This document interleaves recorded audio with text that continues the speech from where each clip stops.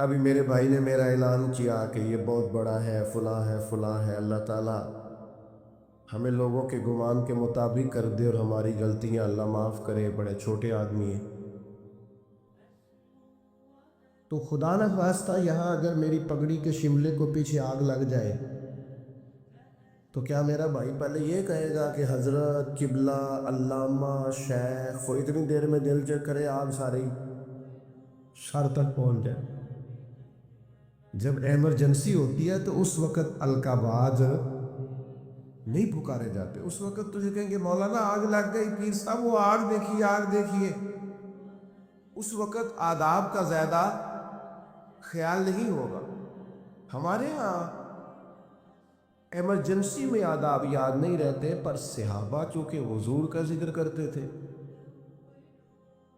تو وقت کوئی بھی ہوتا تھا پر وہ نبی پاک کا ادب نہیں بھولا کرتا، ہر وقت سرکار کا ادب۔ غار ثور میں حضرت صدیق اکبر رضی اللہ تعالیٰ عنہ کی ایڑی کو سانپ نے ڈس لیا، تو سانپ کی تو دہشت ہی بڑی ہوتی ہے۔ حضرت صدیق اکبر کے آنسو نکل آئے گئے تو سرکار نے فرمایا کیا ہوا؟ تو کہنا چاہیے تھا نا سانپ سانپ سانپ سانپ، یہ بولنا چاہیے تھا نا۔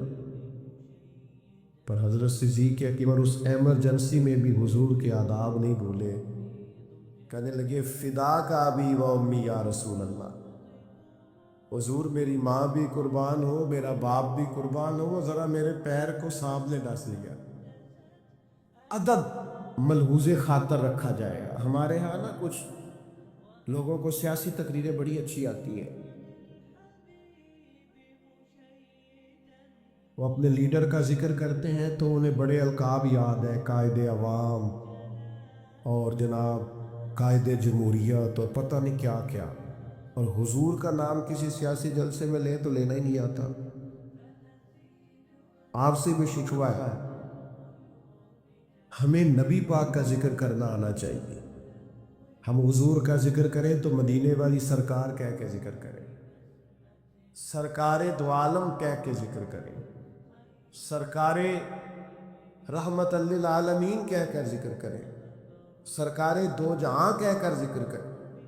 حضور کا ذکر کریں تو خوبصورت چناؤ الفاظ کا، اور ہماری باڈی لینگویج بھی بتائیں کہ ہم عام ذکر نہیں کر رہے، ذکر رسالت معاب کر رہے ہیں۔ آپ وہ غالب نے کہا تھا کہ میں 1000 بار بھی اپنی زبان دھو لوں نا کبھی مشک اور عنبر سے، تو پھر بھی مجھے لگتا ہے ابھی اس قابل نہیں ہوئی کہ مدینے والے کا نام لے سکے۔ 1000 بار بشویم دہن ز مشک و گلاب، 1000 بار بھی زبان کو مشک گلاب سے غسل دو تو پھر بھی لگتا ہے کہ یہ نام لینے کے قابل ہے۔ بڑا سا لہجہ ادب والا، وہ ہمارے اسٹیجوں پہ آج کل داد لینے کے لیے بھی لوگ جوش نقابت میں، جوش خطابت میں بھی بعض چیزوں کا دھیان نہیں کرتے، میری طرح کے لوگ۔ اللہ ماشاءاللہ، اللہ سمجھ عطا کرے۔ خوبصورت القابات کے ساتھ امام مالک رحمت اللہ علیہ کے پاس کچھ شخص اگر آتا تھا اور وہ آ کر آپ سے کہتا تھا کہ کوئی مسئلہ پوچھنا ہے، تو امام صاحب فرماتے تو فقہ کا مسئلہ پوچھنا ہے؟ کہتا ہاں، تو بتا دیتے۔ لیکن اگر وہ کہتا نا میں نے حضور کی حدیث سننی ہے، تو امام صاحب پہلے غسل کرتے، پھر کپڑے بدلتے، خوشبو لگاتے، امامہ باندھ، پھر منبر پر بیٹھتے اور پوری آب و تاب کے ساتھ مدینے والے محبوب کا ذکر کرتے۔ جب آپ کسی چیز کا اہتمام کرتے ہیں تو اس کے اثرات بھی ہوتے ہیں، پورے آداب کے ساتھ، اطوار کے ساتھ، پوری خوبصورتی کے ساتھ۔ یہ ہمارے علماء نے ہمیں آداب بتائے کہ جب نبی پاک صلی اللہ تعالیٰ علیہ وسلم کا ذکر کیا جائے گا تو پوری شان و شوکت کے ساتھ۔ آپ کو پتہ ہے منع کیا علماء نے کہ جب نبی پاک کا نام لکھو نا تو پورا درود لکھو صلی اللہ تعالیٰ علیہ وسلم۔ یہ بعض لوگ خالی سوال لکھ دیتے ہیں، یہ درست نہیں ہے طریقہ۔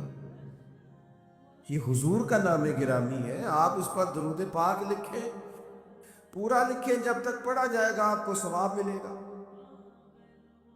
تو پورے آداب نبی پاک صلی اللہ تعالی علیہ وسلم کا نام لیا جائے تو خالی نام نہ لیا جائے، ساتھ درود بھی پڑھا جائے۔ حضور نے فرمایا وہ بد نصیب ہے، اس کے سامنے میرا ذکر ہوا اور اس نے مجھ پر درود ہی نہیں پڑھا صلی اللہ تعالی علیہ وسلم۔ آداب کے ساتھ ذکر کیا جائے، اس کو ملحوظ خاطر رکھا جائے، اور اگر نوجوان نسل کے اندر یہ ذوق پیدا ہو جائے۔ میں تو خیر آج کل محفلوں کا بھی رنگ دیکھتا ہوں تو پریشانی ہوتا ہوں، وہ پرانے ناک کا ہوتے تھے، ہاتھ باندھ کے کھڑے ہیں، آنکھیں بند ہے، حضور کا ذکر ہو رہا ہے۔ اب تو مائک پکڑا ہوتا ہے تو آدھا قوم کے سامنے بھی کرتے ہیں۔ بھئی آپ یہ حضور کی نعت پڑھ رہے ہیں، یہ سٹائل آپ نے کہاں سے سیکھا ہے؟ آپ کو آداب آنے چاہیے، اور شعر بھی معیاری ہو نبی پاک کے لیے، عام اشعار نہ ہو۔ یعنی بعض شعر ایسے ہیں کہ جن میں وہ خوبصورتی نہیں چھلکتی تھی۔ وہ جی میں نے تازہ نعت لکھی ہے، آپ رہنے دے بھائی تازہ، آپ وہی پڑھیں جو اعلیٰ حضرت بریلوی نے لکھی ہے، جو مولانا حسن رضا نے لکھی ہے، جو ڈاکٹر اقبال نے لکھی ہے، جو پیر مہر علی شاہ نے لکھی ہے۔ اب وہ پڑھیں، آپ وہ نعتیں دیکھیں، ان کا کمال دیکھیں۔ فاضل بریلوی کہتے ہیں ان کی مہک نے دل کے غنچے کھلا دیے ہیں، اور وہ جس راہ چل دیے ہیں کوچے بسا دیے ہیں۔ اعلیٰ حضرت کہتے ہیں بڑا بھی کسی کو غم ہو نا تو وہ ذکر مصطفیٰ چھیڑ دے، سارے غم دور ہو جائیں۔ کہتے ہیں ان کے نثار کوئی کیسے ہی رنج میں ہو، وہ جب یاد آ گئے ہیں سب غم بلا دیے۔ بس حضور کے یاد آتے ہی غم سارے بھول جاتے۔ آپ نبی پاک علیہ السلام کا ذکر کریں گے تو اب دیکھیں نا، پیر میرے علی شاہ صاحب نے حضور کی نعت لکھی تو انداز کیا کہتے ہیں، مکھ چند بدر شاہ شانی، متھے چمک دی لاٹ نورانی ہے، او دی کالی زلف تے اکھ مستانی، مخمور اکھی ہے نا۔ اچھا خود ہی نعت سنا کے خود ہی لے کے خود ہی کہنے لگے سبحان اللہ، اجملہ کا اور ایک شاعر نے اس پر گرا باندھی ہے، گرا لگائی ہے، کہتا ہے یہ ذرا سننا کیسا ہے، کہتا ہے اس پتے سے ڈھونڈنا قاصد میرے دلدار کو۔ کہتے میں تمہیں ایڈریس بتاؤں، میرے محبوب کو ڈھونڈنا تو پتہ کیا ہے، کہتے ہیں اس پتے سے ڈھونڈنا قاصد میرے دلدار کو، مکھ چند بدر شاشانی تے متھے چمک دی لاٹ یورانی ہے، کالی زلف تے اکھ مستانی ہے، مخمور اکھی ہے نا۔ اور فاضل بریلوی کہنے لگے سب سے اولا ہو آلہ، سب سے بالا ہو آلہ، کیا خبر کتنے تارے کھلے چھپ گئے، پر نہ ڈوبے نہ ڈوبا، کر لو بدلی رسولوں کی ہوتی رہی، پر چاند بدلی کا نکلا ہمارا نبی، اور جن کے قدموں کا دھون ہے آب حیات، ہے وہ جانے مسیحا ہمارا نبی۔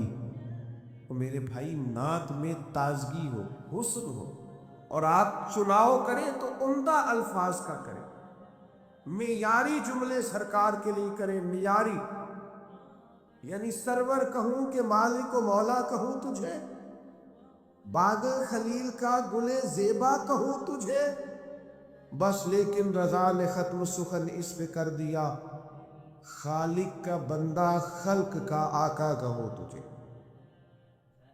خوبصورت لہجہ ہو، خوبصورت انداز ہو، اور الفاظ کا چناؤ حضور کے ذکر کے لیے ذرا عمدہ ہو، ذرا بہترین ہو۔ آپ دیکھیے دو بھائی بیٹھے ہو، بڑے کی تعلیم کم ہے، چھوٹے کی زیادہ ہے، بڑا اتنا بڑا افسر نہیں، چھوٹا افسر زیادہ ہے، تو اگر بڑے سے پوچھا جائے کہ آپ بڑے ہیں کہ یہ بڑا ہے تو اس سے کیا مراد ہوتی؟ دو بھائی ہیں، ایک بڑا ہے ایک چھوٹا ہے، بڑے سے پوچھا جائے آپ بڑے ہیں کہ یہ بڑا ہے تو کیا اس کا رتبہ بتائے گا، وہ اس کی تعلیم بتائے گا، ڈگری بتائے گا؟ उन्हें सीधा सीधा कहना जी मैं बड़ा। क्योंकि जब पूछा जाता है ना आप में से बड़ा कौन है, तो सादी सी बात है, इससे मुराद उम्र होती है, इससे मुराद रुतबा नहीं होता। तो लेकिन ये बाकियों के लिए मिसाल है, सरकार के लिए ऐसा नहीं है। नबी पाक के चचा हैं हजरत अब्बास, उनसे किसी ने पूछा आप बड़े हैं कि हुजूर, तो पूछने वाला भी उम्र ही पूछ रहा था, इसलिए कि पता था उसे कि रुतबा सरकार पे बड़ा है। उसने पूछा आप बड़े हैं कि नबी पाक, तो सादी सी बात है, वो उम्र पूछ रहा था, उम्र बतानी चाहिए थी। लेकिन हजरत अब्बास ने जिक्र चूंकि हुजूर का करना था, लिहाजा जुमलों का चुनाव जरा समझ के किया। कहा क्या कहा जनाब, पूछा था आप बड़े हैं कि सरकार? तो हजरत अब्बास कहने लगे बड़े तो सरकार ही हैं, पैदा पहले मैं हुआ था, बड़े हुजूर ही हैं, बड़े वही हैं और वही बड़े रहेंगे, पर जरा पैदा पहले। ये सरकार के लिए जब आप अंदाज इख्तियार करेंगे तो अल्फाज का चुनाव ठीक करें। आप अच्छे जुमलों के साथ सरकार का जिक्र करेंगे, कीमती तरीन अल्फाज आप सरकार के लिए इस्तेमाल करेंगे। ऐसा नहीं होगा कि जो आपकी तबीयत में आया, जो मिजाज में आया, सो आपने कह दिया। तो हमेशा उम्दा चुनाव अल्फाज का, आला तरीन लफ्ज नबी पाक के लिए आप चुनाव में आप लेकर के आएंगे। आप देखिए बाज़-ओ-क़ात हम बाज़ चीज़ों का जिक्र करते हैं और अगर उस जिक्र में फारफ्तगी पैदा कर लेना, बंदा सारे जिक्र करता है लेकिन कभी माँ का जिक्र करता है ना तो रो ही पड़ता है। सारे बंदा रोज़ तज़किरे करता है लेकिन कभी बाप को याद करता है तो उसका जिक्र आम रूटीन में नहीं करता, उसके जिक्र में भी कैफियत बन जाती। हुजूर का जब जिक्र करें तो सिर्फ आपका ज़ाहिरी वुज़ू ना हो, आपके लहजे का भी वुज़ू, आपके लफ्ज़ शीरीनी की तरह मीठे हो, जुमले खुशबूदार हो। आप हमेशा आला पाए के अल्फाज का चुनाव करके हुजूर का जिक्र करें, कभी भी कमज़ोर लफ्ज़ सरकार के लिए इस्तेमाल न करे और किसी सूरत ना करे। हज़रत अबू बकर सिद्दीक़ रज़ी अल्लाह ताला अन्हु ने ना नबी पाक अलैहिस्सलाम का जब कलमा पढ़ा तो ये मक्के में ब्रेकिंग न्यूज़ दौड़ गई। आम आदमी कलमा पढ़े तो बात और होती है, और इतना बड़ा ताजर और सरदार और सियाना आदमी कलमा पढ़ जाए तो फिर बात का अंदाज कुछ और होता है। मेरी तरफ तवज्जो है आप हज़रात। अब तो मेरा मज़मून ही मुकम्मल हो गया है, पर कुछ दोस्त बड़े पक्के थे, उनकी बड़ी पक्की दोस्ती है मोबाइल के साथ, याराना बड़ा पक्का है।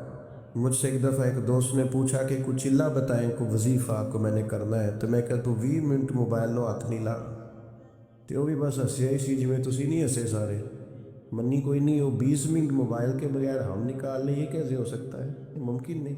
बहरहाल आम दाम बरसरे मतलब तक मजमून जो मैंने बयान किया करना था वो सारा कर चुका।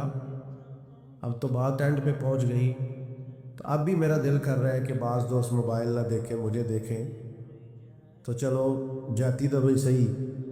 अल्लाह आपको जज़ाए खैर अता फरमाए, अल्लाह बरकत। डॉक्टर हजरात ने पता क्या कहना शुरू किया है, डॉक्टर कहते हैं कि मोबाइल तकियों के नीचे रख के ना सोए। एक मुझे काबिल डॉक्टर साहब एक दफ़ा बताने लगे, कहने लगे इसको बंद करके सोए, ऐसा ना हो कि सोते वक्त भी आपके दिमाग में मोबाइल ही सवार हो, नींद नहीं सही तरह आएगी, हाँ परेशान ही होगे। झट्टे झट्टे लोग मोबाइल निकालते हैं, देखते हैं नया मैसेज कौन सा है। खुदा रहा इतना ज़्यादा नहीं सवार करें, नींद नहीं पूरी होगी तो सेहत नहीं ठीक रहे।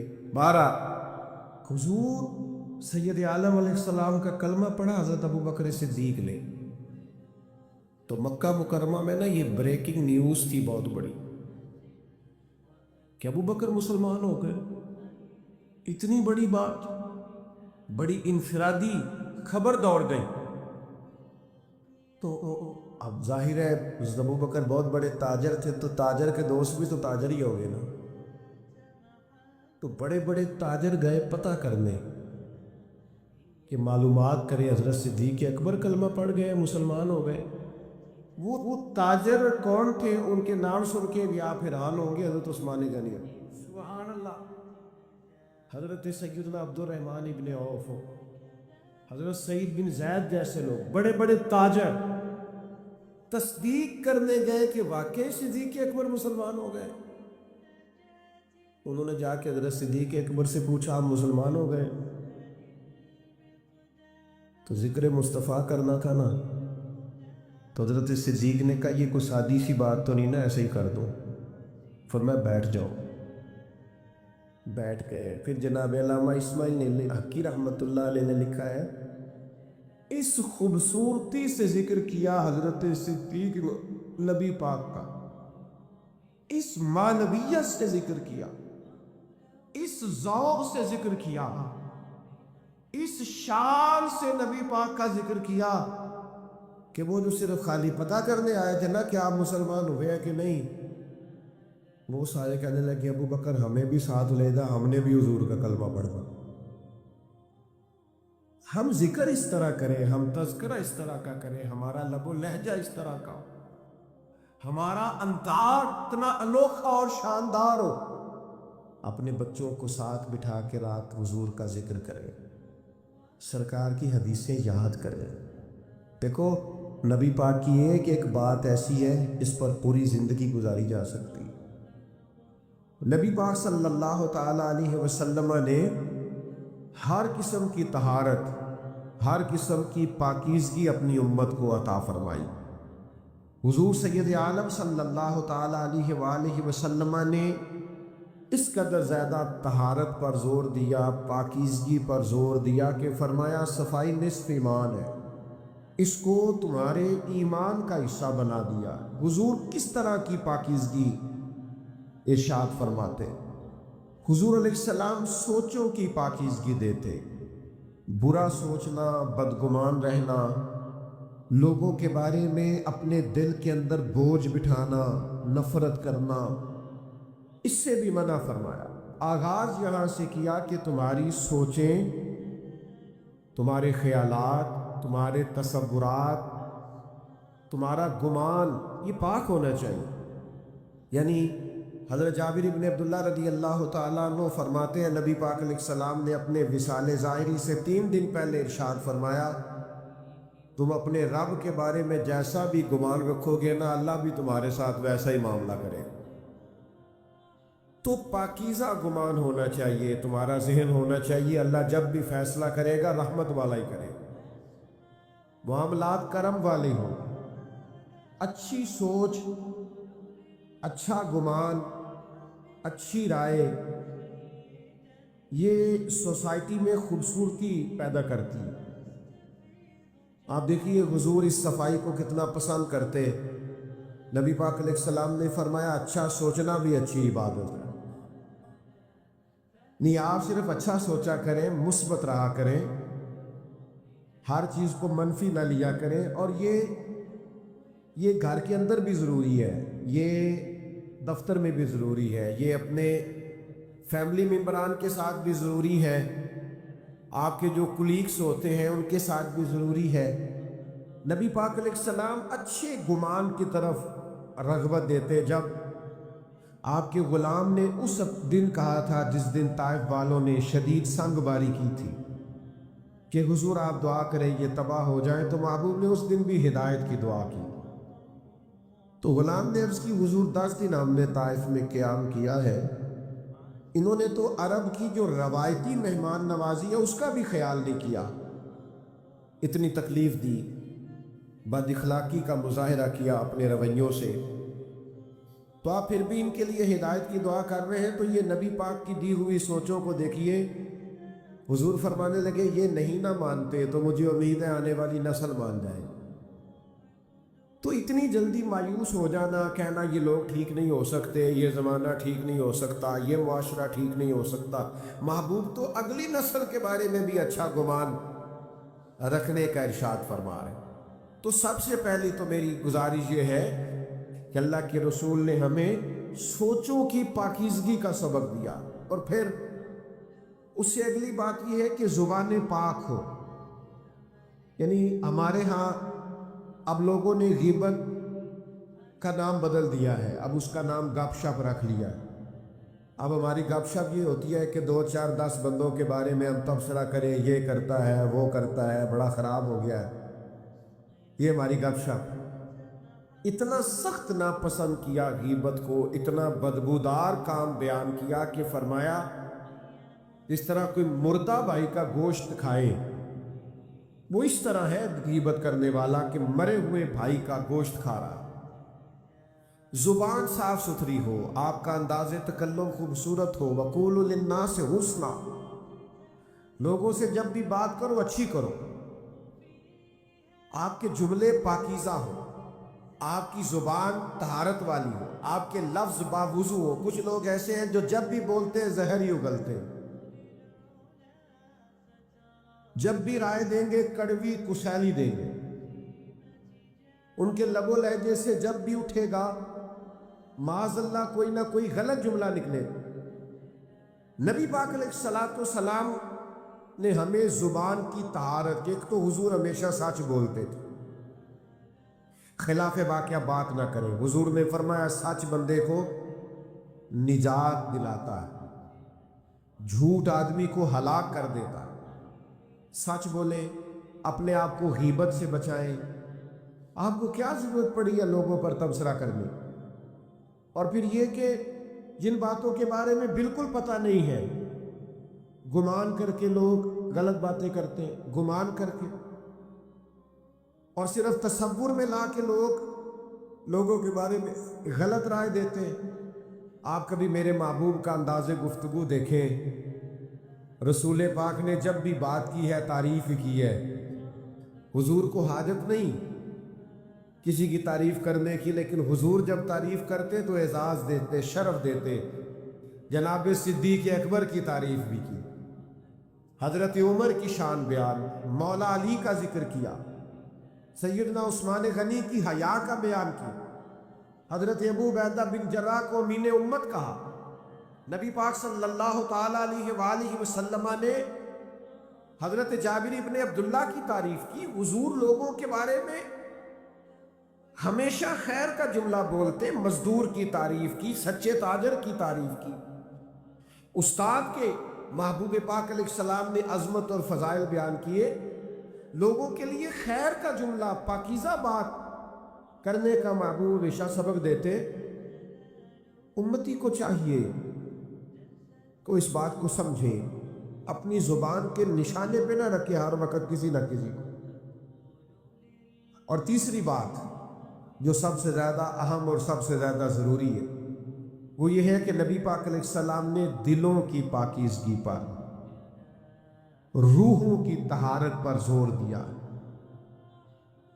ہم نہ اپنا بات ظاہر خوب سجاتے ہیں، 2 گھنٹے لوگ آئینے کے سامنے کھڑے رہتے ہیں، اور اب چونکہ کیمرے چلنے ہوتے ہیں، اب تو جتنی دیر بیٹھنا ہوتا ہے کسی محفل میں بھی لوگوں نے سیٹ سٹ ہو کے بیٹھنا ہوتا ہے، تصویریں جو بنتی ہیں اور خیر سے اسٹیٹس جو لگتے ہیں، اور بھی کئی مصیبتیں ہم نے یہ ساری گلے ڈال لی ہوئی ہیں اللہ ماشاءاللہ۔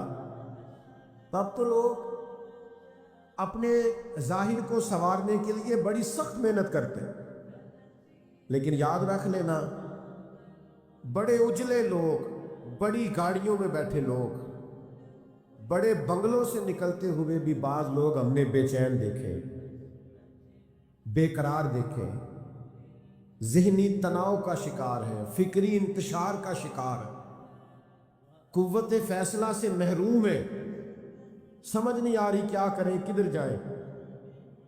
زندگی کی دوڑ میں اتنے آگے نکل گئے کہ صرف دنیاوی مفادات کی جنگ نے جکڑ دیا ہے چاروں جانب سے۔ یاد رکھنا، جب روحیں پاک ہوتی ہیں باطن پاک ہوتا ہے۔ 2 چیزیں ہیں جو بندے کے باطن کو اجاڑ دیتی ہیں، 2 چیزیں روح کو اجاڑ دیتی ہیں، اور خود نبی پاک علیہ الصلوۃ والسلام نے اس کی نشاندہی فرمائی۔ حضور فرماتے ہیں 2 بھوکے بھیڑیے، یعنی بھیڑیا ویسے ہی خطرناک ہوتا ہے اور بھوکا ہو تو پھر کتنا خطرناک ہو۔ کریم فرماتے ہیں 2 بھوکے بھیڑیے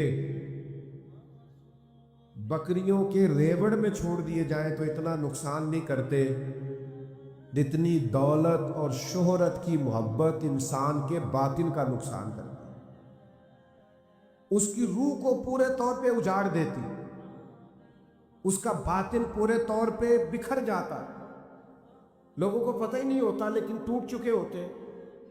تو یاد رکھ لیجئے گا کہ روح کی طہارت، باطن کی پاکیزگی، یہ تزکیہ نفس ہے، قرآن مجید کا بنیادی عنوان ہے۔ نبی پاک صلی اللہ تعالیٰ علیہ وسلم کے فرائض نبوت میں سے ایک اہم بات کہ حضور نے باطنی طہارت پر زور دیا، اور حضور فرمانے لگے کیوں زور دیا؟ ظاہر ہے ہم سب کا عقیدہ ہے کہ ساری کائنات سو جاتی ہے لیکن اللہ تعالیٰ کو نہ اونگ آتی ہے نہ نیند آتی، تو رب دیکھتا ہے، ہر وقت دیکھتا ہے، اپنے کرم سے دیکھتا ہے، اپنی رحمت سے دیکھتا ہے۔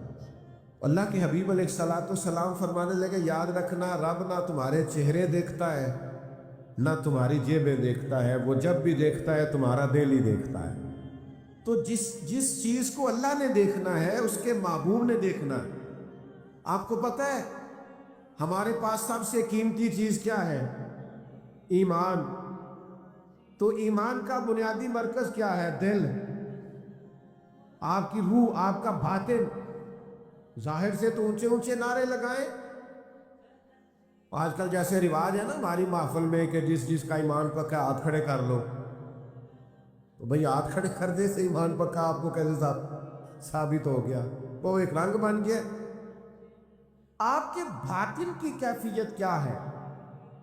اگر باطن اجڑا ہوا ہے، آذان ہو گئی ہے اور آپ فارغ بیٹھے ہیں موبائل پہ، آپ نماز پڑھنے نہیں جا رہے، آپ کو کسی مظلوم پر رحم نہیں آ رہا، کسی بھوکے پر ترس نہیں آ رہا، آپ کی تجوری پیسوں سے بھری ہوئی ہے اور آپ کے محلے میں لوگ سسک رہے ہیں بھوک سے، آپ کو خیال نہیں آ رہا، تو پھر میرے بھائی روح کی طہارت کی ضرورت ہے۔ نبی پاک علیہ السلام نے جو کمال کیا ہے وہ یہ ہے کہ حضور نے انسان تعمیر کیے ہیں، انسانیت سازی کی ہے۔ نبی پاک حضور نے انسانوں کی تشکیل کی ہے۔ ہوتے ہیں نا لوگ کہ میں نے بلڈنگیں بڑی بنائی، تو میں نے کارخانے بڑے لگائے، تو میں نے فلاں ترقیاتی کام بڑے کیے۔ میرے محبوب پاک نے حضرت صدیق اکبر جیسے لوگ تیار کیے، حضرت فاروق اعظم جیسے لوگ تیار کیے، جناب عثمان غنی جیسے رجال تیار کیے، مولا علی جیسے شیر تیار کیے۔ یہ رجال حضور نے تیار کر کے سوسائٹی کو دیے۔ معاشرے کے اندر جب اس طرح کے لوگ ہوں جن کا تقوی ضرب المثل ہو، جن کا اٹھنا بیٹھنا لوگوں کے لیے نصیحت کا باعث، جن سے ملاقات کر کے کلیجے ٹھنڈے ہوتے ہو، عبادت کو دل کرتا ہو، روح تازہ ہوتی، تو یہ لوگ زمانے کے لیے پھر رہنما اور مقتدا بن جایا کرتے ہیں۔ ایک دن نا حضرت عمر بیٹھے ہوئے تھے، تو آپ کے ارد گرد چند لوگ بھی بیٹھے تھے، تو کسی موضوع پر گفتگو ہو رہی تھی، تو لوگ اپنے اپنے جذبات کا اظہار کرنے لگے۔ ایک صاحب نے کہا کہ میرا دل کرتا ہے میرے پاس پہاڑوں کے برابر سونا ہو اور میں اللہ کے راستے میں خیرات کر دوں۔ یہ اچھے ارادے، اچھی نیتیں، ان نیتوں پر بھی اللہ بڑا اجر عطا کرتا۔ تو ایک شخص نے عرض کیا کہ میرا دل کرتا ہے کہ میرے پاس بے پناہ دولت آئے اور میں شام ہونے سے قبل اللہ کے بندوں میں بانٹ دوں۔ لوگ اپنی اپنی رائے دے رہے تھے کہ مجھے اللہ اس طرح دے تو میں، اور آج بھی اس طرح کے اچھے جذبات والے لوگ معاشرے میں پائے جاتے ہیں۔ اللہ تعالیٰ اگر انہیں نوازتا ہے تو وہ اللہ کے بندوں پر خرچ کرتے ہیں۔ اب سب نے اپنی اپنی رائے دی، تو حضرت عمر کی طرف لوگ دیکھ رہے تھے کہ جب اس موضوع پر بات ہو رہی ہے کہ مجھے اللہ یہ دے تو میں اللہ کے راستے میں خیرات کروں گا، اللہ مجھے یہ دے تو میں اس کے راستے میں خیرات کروں گا، تو جناب عمر بھی کچھ بیان کرے۔ تو حضرت عمر فرمانے لگے میرا دل کرتا ہے اللہ مجھے حضرت معاذ ابن جبل جیسے اور بندے عطا کرے۔ اللہ مجھے حضرت ابو عبیدہ بن جراح جیسے اور لوگ عطا کرے۔ میرا دل کرتا ہے اللہ تعالیٰ اس امت کو حضرت جناب سعد بن ابی وقاص جیسے کچھ اور افراد دے، اللہ اس طرح کے کچھ اور بندے پیدا کرے تاکہ اللہ کے بندوں کے لیے مزید لوگوں کی آسانی کا بندوبست ہو سکے، تاکہ دین کے مزید مضبوط ستون تیار ہو سکے۔ اس طرح کے رجال کار اللہ دے۔ ہمارا یہ مسئلہ ہے کہ ہم انسانیت سازی نہیں کر رہے، ہم اپنے بچوں کے لیے پیسے جمع کر رہے ہیں، محلات تعمیر کر رہے ہیں۔ زیادہ غور کرنا کیا کہہ رہا ہوں، تجوریاں بھر رہے ہیں۔ سوال ہوتا ہے تو نے بچوں کے لیے کیا بنایا؟ میں نے تو جی فلاں بنا دیا ہے۔ اور نبی پاک علیہ السلام نے کیا فرمایا؟ حضور نے فرمایا کسی باپ کا اپنی اولاد کے لیے سب سے بہترین تحفہ یہ ہے کہ اسے اچھا ادب سکھا دے، اس کے اخلاق کو تعمیر کر دے، اس کے رویے درست کر دے۔ آپ کے بچے کے پاس لاکھوں روپیہ ہے لیکن وہ بلا کا ضدی ہے، بڑا مہنگا موبائل ہے لیکن 1 منٹ کا حوصلہ نہیں اس کے پاس، تسلی نہیں، مزاج میں ٹھہراؤ نہیں، وہ اپنی ماں کا غصہ بھی برداشت کرنے کو تیار نہیں، وہ اپنے دادا کے 2 جملے سخت بھی سن نہیں پاتا۔ تو آپ نے کیا تعمیر کیا ہے؟ بس آپ نے اس کو جائیدادیں اکٹھی کر کے دے دی، مال و دولت اکٹھا کر کے دے دیا۔ شخصیت سازی، تزکیہ، نبی پاک علیہ السلام نے وہ اخلاق دیکھے نا۔ ایک نوجوان ہے، نبی پاک صلی اللہ تعالی علیہ وسلم کا زمانہ نور ہے، حضور جہاد پہ جا رہے ہیں۔ حضرت سعد بن ابی وقاص رضی اللہ تعالیٰ عنہ کو حضور نے تیار کر لیا، ان کے چھوٹے بھائی قد بھی چھوٹا ہے، ٹانگیں پتلی ہیں، تو وہ رونے لگے، عرض کرنے لگے حضور میں نے بھی جہاد پہ جانا۔ یہ اس عمر میں یہ جذبے پروان چڑھ گئے اللہ کی راہ میں نکلنے، یا رسول اللہ میں نے بھی جانا ہے۔ تو کریم نے فرمایا آپ کے بڑے بھائی جا رہے ہیں، قد بھی چھوٹا ہے، عمر بھی تھوڑی ہے، رہنے دیجئے۔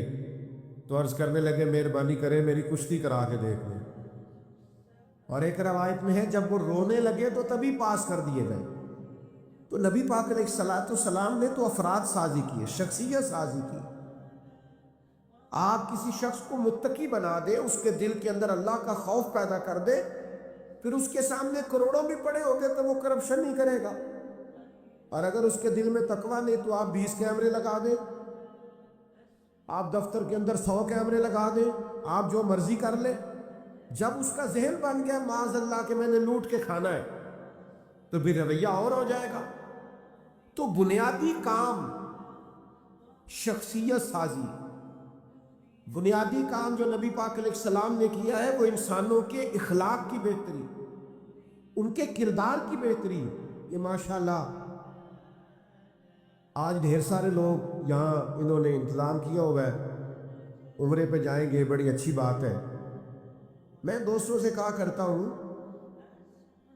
عمرے اور حج پہ بھی جاتے ہو تو اتنے پیسے لگا لیتے ہو تو جانے سے پہلے 2 گھنٹے کسی عالم کے پاس بھی بیٹھا کرو، طریقہ اور مسائل بھی تو سیکھ کے جاؤ نا۔ بھئی آپ کو پتہ بھی تو ہونا کہ ہم نے عمرہ کیسے کرنا ہے، آداب کا اور معاملات کا بھی تو خیال ہونا چاہیے۔ تعلیم و تعلم کا جو فقدان ہے، آج ہم سننے سنانے کے قائل ہیں، دیکھنے دکھانے کے قائل ہیں، پڑھنے پڑھانے کے نہیں۔ ہمارے پاس وقت بھی ہے لیکن آپ کو کوئی حضرت بلائیں کہ آئیں شام کو روز ترجمہ پڑھایا جائے گا تو ہم نے ٹائم نکالتے، ہم نے تو بیکار کی ویڈیوز دیکھنی ہوتی، وقت ضائع کرنا ہوتا، بے مقصد قسم کے تبصرے کرنے ہوتے ہیں جن کا کوئی فائدہ نہیں ہے۔ تو بھائیوں، انسانیت سازی، ایک صحابی تھے حضرت فضالہ، وہ کہتے ہیں کہ میری معاذ اللہ ثم معاذ اللہ کسی خاتون سے کلمہ پڑھنے سے پہلے کچھ دوستی تھی، تو میں تو اس ارادے سے گیا تھا کہ معاذ اللہ حضور کو شہید کروں گا۔ نبی پاک طواف کعبہ کر رہے تھے، میں نے اپنی بغل میں خنجر چھپا لیا اور سوچا جب حضور میرے قریب سے گزریں گے، یہ ہجرت سے قبل کی بات ہے، تو میں معاذ اللہ یہ خنجر لگاؤں گا اور حضور کو شہید کر دوں۔ فرماتے کریم میرے قریب سے گزرے تو فرمانے لگے تو فضالہ ہے؟ خیال آیا مسلمان نیک و بد پہچان جاتے ہیں اور محمد آدمی کے دل کی باتیں جان جاتے ہیں۔ تو فضالہ ہے؟ تو کہا یا رسول اللہ صلی اللہ علیہ وسلم میں فضالہ ہی ہوں۔ عرض کی یا رسول اللہ میں فضالہ ہوں، تو کہتے پہلے حضور نے میرے سر پہ دست شفقت رکھا، پھر میرے دل پہ دست شفقت رکھا۔ فرماتے ہیں بس ساری میل کچیل دھل گئی، ساری میل کچیل دھل گئی، تھوڑی دیر ہوئی ایک آیا کالیا زلفاں والا، ایویں تھوڑی دیر ہوئی ایک آیا کالیا زلفاں والا، دو کڑیاں میرے من وچ رکیا کر گیا نور اجالا۔ فرماتے کریم تشریف لائے، کرم فرمایا، مہربانی کی، تو میں نے اسی وقت ہی کلمہ پڑھ لیا۔ اب یہ کیا کرتا ہے نبی پاک کا فیضان تزکیہ کہ باطن کو دھو ڈالتا، وہ سارے اندر سے میل کچیل نکل جاتے، کیفیات بدل جاتی ہے، رنگ تبدیل ہو جاتا۔ حضرت فضالہ واپس نکلے تو وہ خاتون وہاں کھڑی تھی جن سے کلمہ پڑھنے سے قبل شناسائی تھی، اس نے بڑی آوازیں دی، آپ قریب سے گزر گئے۔ اور دیکھو دوستو، حضرت فضالہ اس خاتون کے پاس سے گزر گئی تو آگے بڑھ کے کہنے لگی مجھے پہچانا نہیں؟ آج یہ رنگ تھا کہ آپ نے پلٹ کے اس کی طرف دیکھا نہیں۔ وہ کہنے لگی تو وہی فضالہ ہے؟ تو آپ زبان حال سے کہنے لگے میں وہ فضالہ نہیں ہوں، اب میں محمد عربی کا غلام بن گیا ہوں، اب میرا انداز بدل گیا ہے، اب مجھے تزکیہ نصیب ہو گیا ہے، اب شخصیت میں کسی نے رنگ بھر دیے، اب میں تیری بات نہیں سن سکتا، اس لیے کہ وہ کچا رنگ للاری والا جیڑا چڑھدا تے لیندا رہندا ہے، اے عشق تیرے دا رنگ محمد چڑھ جائے پھر نہیں لیندا۔ اب رنگ بدل گیا ہے، انداز بدل گئے ہیں، طور طریقے بدل گئے ہیں، اب کیفیات اور ہو گئی، اب یہ والا انداز نہیں ہو۔ لوگ مکمل بدل جاتے تھے دین میں آنے کے بعد۔ مجھ سے ناراض نہ ہونا، مجھے معاف کرنا، اللہ کرے کہ میرا تجزیہ درست نہ ہو۔ آج بھی لوگ دین میں آتے ہیں، لیکن میری طرح کے ڈھیر سارے ایسے ہیں جو لباس کو بدلتے ہیں، کپڑے تو دین کے پہنتے ہیں لیکن اپنا باطن نہیں بدلتے، اپنے اندر کا انسان تبدیل نہیں کرتے۔